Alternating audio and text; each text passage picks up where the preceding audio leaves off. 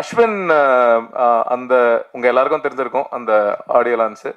அந்த ஆடியோ லான்ஸ்ல அவரை திட்டின பல பேர்ல நானும் ஒருத்தன். அவரை கண்டபடி திட்டிருக்கேன், எப்படி இப்படி பேசலாம் அப்படிலாம் பயங்கரமாலாம் திட்டிருக்கேன்.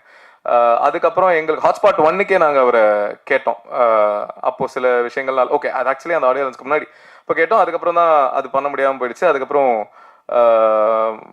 அதுக்கப்புறம் தான் அந்த ஆடியோ லான்ச் நடந்தது. அதுக்கப்புறம் தான் திட்டி அந்த ஜோன்ல இருந்தோம். அதுக்கப்புறம் 1.5 வருஷம் கிட்ட ஆயிடுச்சு.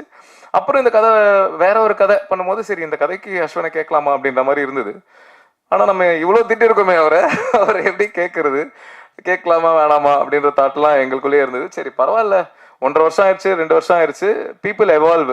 எல்லாருமே அது தெரியாம ஒரு ஒரு ஃப்ளோல ஒரு ஒரு எந்தோசியாசம்ல நானே நிறைய சம்மந்தமே இல்லாமலாம் பேசியிருக்கேன். ஸோ எல்லாருமே பீப்புள் சேஞ்சில். ஸோ அதனால அவர் அதை கண்டிப்பாக தெரிஞ்சு பண்ணல. அது இட் வாஸ் எப்படி ஒரு ஓவர்வெல்மிங் மூமெண்ட்ல அவர் அறியாம நடந்த ஒரு விஷயம் தான் அப்படின்றது எனக்கு அப்படிதான் இருந்திருக்கும் அப்படின்ற ஒரு புரிதல்ல சரி ஓகே சும்மா கேட்போம் அப்படின்னு சொல்லிட்டு கால் பண்ணேன். இந்த மாதிரி ஒரு கதை சொல்லணும் அப்படின்னு சொல்லிட்டு சொன்னேன், மீட் பண்ணலாம் அப்படின்னா. அப்போ அவர்கிட்ட சொன்னேன், ப்ரோ உங்களை எப்போ அந்த ஆடியன்ஸ்ல எப்படி நிறைய பேர் திட்டினாங்களோ அதுல திட்டினா பல பேர்ல நானும் ஒருத்தன்.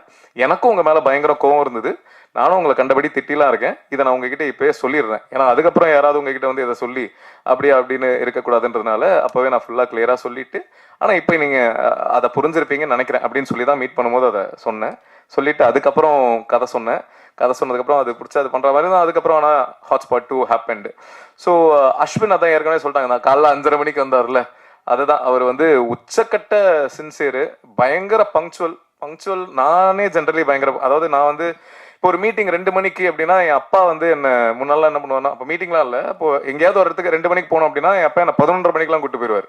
அப்பா என்னப்பா அப்படின்னா, இல்லடா சீக்கிரம் போயிடுறது எப்பயும் நல்லது, ஏன்னா நீ 2 மணிக்கு போகணும் அப்படின்றத கால்குலேட் பண்ணிட்டு போகும்போது டிராஃபிக்ல லேட் ஆயிட்டு அப்படின்னா உனக்கு பயங்கர டென்ஷன் ஆயிரும், அதனால எப்பயுமே சீக்கிரம் போறது நல்லது அப்படின்னு. நான் 2 மணினா இப்போ 1 மணிக்கு அந்த மாதிரி போயிடுற ஒரு ஆள்.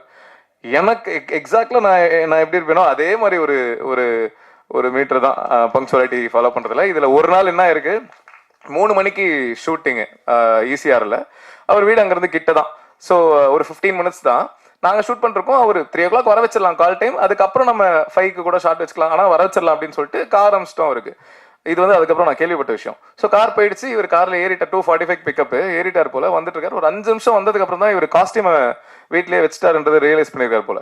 உடனே டிரைவர் அண்ணா கிட்ட வந்து, அண்ணா நான் காரை திருப்புங்கண்ணா அப்படின்னு சொல்லிட்டு காரை திருப்பி ஃபிளாட் வாசல்ல நிற்க வச்சுட்டானா, கார் எடுக்க சொல்லுவாங்க, யார் சொன்னாலும் போயிடாதீங்க இங்கேயே வெயிட் பண்ணுங்க அப்படின்னு சொல்லிட்டு அடிச்சு பிடிச்சி வீட்டுக்குள்ள ஓடி ட்ரெஸ் எடுத்துட்டு அப்படியே மூச்சு வாங்க கார்ல ஏறி, அண்ணா சீக்கிரம் போங்க அப்படின்னு சொல்லிட்டு டிரைவர் அப்படியே ஒரு மாதிரி பார்த்துருக்காரு. அதுக்கப்புறம் வந்து ஸ்பாட்ல இறங்கியிருக்காரு. என்ன அப்படின்னா 3 மணிக்கு சொல்லியிருக்காங்கன்னா நான் 3 மணிக்கு அங்கே இருக்கணும், எதனாலையும் லேட் ஆயிடக்கூடாது அப்படின்ற அந்த பங்க்சுவாலிட்டி வந்து உண்மையாவே சூப்பர்.